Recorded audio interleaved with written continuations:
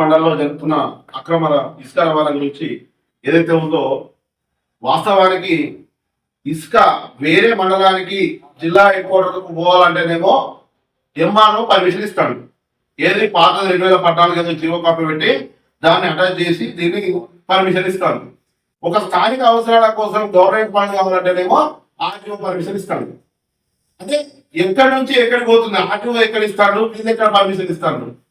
అంటే కళ్ళు కప్పి, అధికారుల కళ్ళు కప్పి, ప్రజల కళ్ళు కప్పి ఇసుక రవాణా చేసుకుంటూ, ఇసుక రవాణా నడిపిస్తూ, స్థానిక అవసరాల కోసం ప్రజలకు ఇళ్లకు కావాల్సిన ఇసుకను 2000 నుంచి మిగతా అవసరాల కోసం ఎంత కమ్ముకుంటున్నారో వాళ్ళకే తెలియాలి. ఒక స్థానికంగా ఇల్లు నిర్మించుకోవాలంటే ఒక వ్యక్తి ఒక ట్రిప్ ఇసుక 2000 కమ్ముకుంటున్నారు. అంటే మిగతా డబ్బులు ఎడిపోతున్నాయి. 1200 ఇసుక ఇవాళ 2000కి ఎందుకైంది? స్థానిక అవసరాలకేమో ఇసుక లేదంటున్నారు, ఇసుక పర్మిషన్ ఇస్తలేదు. మీరు వేరే మండలాలకు వేరే జిల్లా అవసరాల కోసమేమో దొంగ నెంబర్లు పెట్టుకొని పర్మిషన్స్ ఇస్తూ వాళ్ళకి ఇసుక సప్లై చేస్తున్నారు. అంటే దీనిలో ఆంతర్యం ఏంటి? ఇక్కడ గవర్నమెంట్ పనులు కావాలంటేనే వాటి నుంచి పర్మిషన్ ఇచ్చుకొని డీడీ కట్టుకోవడం చెప్తున్నారు. వీళ్ళకి ఏ డీడీ కట్టుకొని వాళ్ళకి పర్మిషన్స్ ఇచ్చారు? అంత దూరం పర్మిషన్ ఇవ్వాల్సిన అవసరం ఎంఆర్ఓకి ఏముంది? ఎంఆర్ఓలో రీచ్ లేదు.